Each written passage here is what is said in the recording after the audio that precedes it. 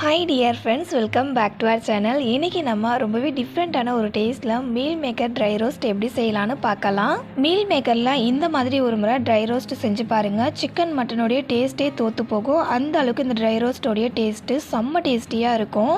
இந்த ட்ரை ரோஸ்ட்டை ஸ்நாக்ஸாகவும் சாப்பிடலாம், அப்படி இல்லைனா சைடிஷாகவும் வச்சு சாப்பிட்லாம். 2-in-1 ரெசிபியாக யூஸ் பண்ணிக்கலாம். ஃப்ரெண்ட்ஸ், ரெசிபிக்குள்ளே போகிறதுக்கு முன்னாடி எப்பவும் போல் உங்ககிட்ட ஒரு சின்ன ரெக்வஸ்ட். நீங்கள் இன்னும் மை ஸ்டைல் குக்கிங் சேனலை சப்ஸ்கிரைப் பண்ணலை அப்படின்னா சப்ஸ்கிரைப் பண்ணிக்கோங்க. ரெசிபியையும் லாஸ்ட் வரைக்கும் ஸ்கிப் பண்ணாமல் பாருங்கள். வாங்க ரெசிபிக்குள்ளே போகலாம். மீல் மேக்கர் ட்ரை ரோஸ்ட் பண்ணுறதுக்காக ஃபஸ்ட்டு ஸ்டவ் ஆன் பண்ணிவிட்டு ஒரு பாத்திரத்தை தண்ணி சேர்த்துட்டு தண்ணியை நல்லா கொதிக்க விட்டுடலாம். தண்ணி சூடாகி இந்த அளவுக்கு நல்லா கொதித்து வந்ததுக்கு அப்புறமா இது கூட ஒரு 3/4 டேபிள் ஸ்பூன் அளவுக்கு உப்பு சேர்த்துட்டு 400 கிராம் அளவுக்கு மீல் மேக்கரை சேர்த்துக்கோங்க. மீல் மேக்கரை தண்ணியில் இந்த மாதிரி நல்லா கலந்து விட்டு வேக வச்சுக்கோங்க. மீல் மேக்கரை ஒரு 5 நிமிஷம் வேக விட்டோம் அப்படின்னாலவே நல்லா வெந்து வந்துடும். 5 நிமிஷத்துக்கு மேலே வேக வைக்க வேண்டாம். மீல் மேக்கர் நல்லா வெந்துடுச்சு அப்படின்னா அதோடைய சைஸ் கொஞ்சம் பெருசாகும். அதுலேயே நம்ம தெரிஞ்சுக்கலாம் மீல் மேக்கர் வெந்துடுச்சு அப்படின்றத.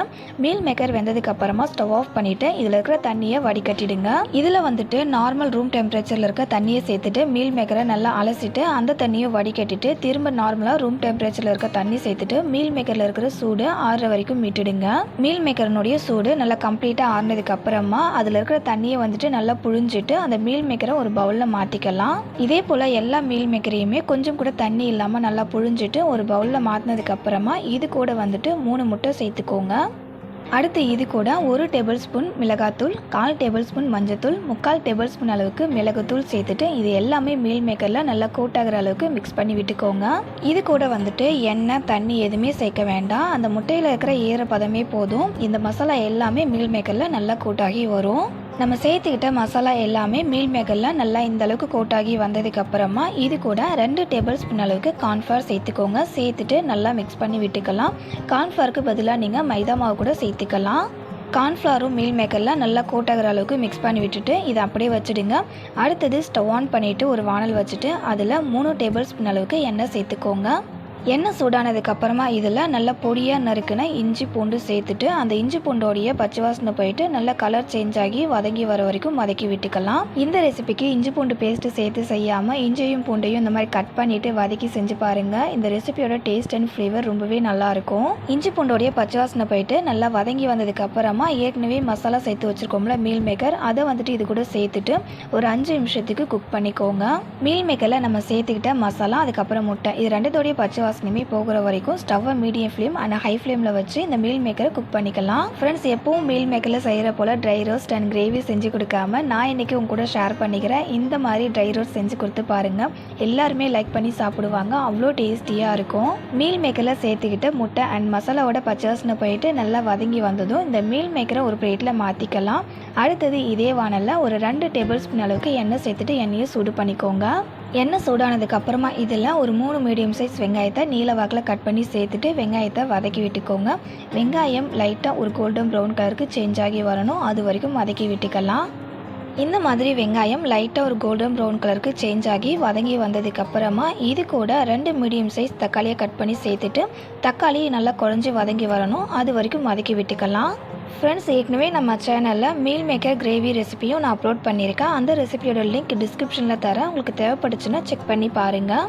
இப்போ பாருங்கள், தக்காளி நல்லா குழஞ்சி வதங்கி வந்திருக்கு. இப்போது இது கூட 1/2 டேபிள் ஸ்பூன் அளவுக்கு மிளகாத்தூள், 3/4 டேபிள் ஸ்பூன் அளவுக்கு மிளகுத்தூள், 1/2 டேபிள் ஸ்பூன் அளவுக்கு கரம் மசாலா சேர்த்துட்டு இந்த வெங்காயம் தக்காளி அதுக்கப்புறம் நம்ம சேர்த்துக்கிட்ட மசாலா இதுக்கு மட்டும் தேவையான அளவுக்கு உப்பு சேர்த்துட்டு இந்த மசாலாவோட பச்சை வாசனை போகிற வரைக்கும் வதக்கி விட்டுக்கலாம்.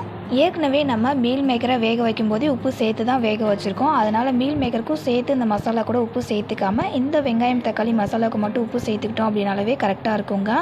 இந்த மீல் மேக்கர் ட்ரை ரோஸ்ட்டுக்கு மிளகு காரம் அதிகமாக இருந்துச்சு அப்படின்னா சும்மா சாப்பிடும்போது நல்லா காரசாரமாக செம்ம டேஸ்டியாக இருக்கும். அதனால் மிளகு காரம் அதிகமாக இருக்கிற போல் மிளகோட அளவை கொஞ்சம் அதிகமாக சேர்த்துக்கோங்க. நம்ம சேர்த்துக்கிட்ட மசாலாவோட பச்சை வாசனை போயிட்டு நல்லா மணம் வர வரைக்கும் வதங்கி வந்ததுக்கு அப்புறமா இதில் நம்ம ஏற்கனவே ரோஸ்ட் பண்ணி வச்சுருக்கோம்ல மீல் மேக்கர், அதை சேர்த்துட்டு இந்த மசாலா கூட மீல் மேக்கர் நல்லா மிக்ஸ் ஆகி வர அளவுக்கு கலந்து விட்டுக்கோங்க. மீல் மேக்கரில் உப்புடைய டேஸ்ட் கரெக்டாக இல்லைன்னா மட்டும் மீல் மேக்கரை இந்த மசாலா கூட சேர்த்ததுக்கப்புறமா உங்களுக்கு எந்த அளவுக்கு உப்பு டேஸ்ட் வேணுமோ அந்த அளவுக்கு உப்பு சேர்த்துட்டு ஒரு 5 நிமிஷம் இந்த மீல் மேக்கரை வதக்கி விட்டுக்கோங்க.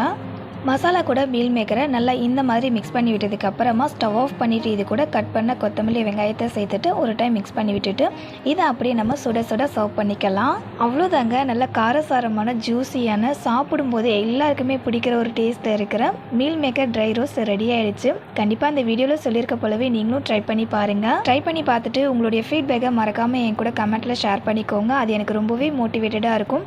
இந்த ரெசிபியை பார்க்குற எல்லா ஃப்ரெண்ட்ஸுக்கும் அது ரொம்பவே யூஸ்ஃபுல்லாகவும் இருக்கும். மீல் மேக்கரில் இந்த மாதிரி ஒரு முறை ட்ரை ரோஸ்ட் செஞ்சு பாருங்கள். சிக்கன் மட்டனுடைய டேஸ்ட்டே மிஞ்சிடும். அவ்வளோ டேஸ்டியாக இருக்கும் இந்த meal maker dry roast. Friends, இன்றைக்கி உங்கள் கூட நான் ஷேர் பண்ணிக்கிட்டேன் இந்த மீல் மேக்கர் ரெசிபி உங்களுக்கு பிடிச்சிருந்தது அப்படின்னா இந்த வீடியோக்கு ஒரு லைக் பண்ணிக்கோங்க. உங்கள் ஃப்ரெண்ட்ஸ் அண்ட் ரிலேட்டிவ்ஸ்க்கும் ஷேர் பண்ணிக்கோங்க. அவங்களுக்கும் ரொம்பவே யூஸ்ஃபுல்லாக இருக்கும். இதே போல் ஒரு சூப்பரான அண்ட் டேஸ்டியான ஹெல்த்தியான ஒரு ரெசிபியோட நெக்ஸ்ட் ஒரு வீடியோவில் மீட் பண்ணலாம் ஃப்ரெண்ட்ஸ். தேங்க்ஸ் ஃபார் வாட்சிங்.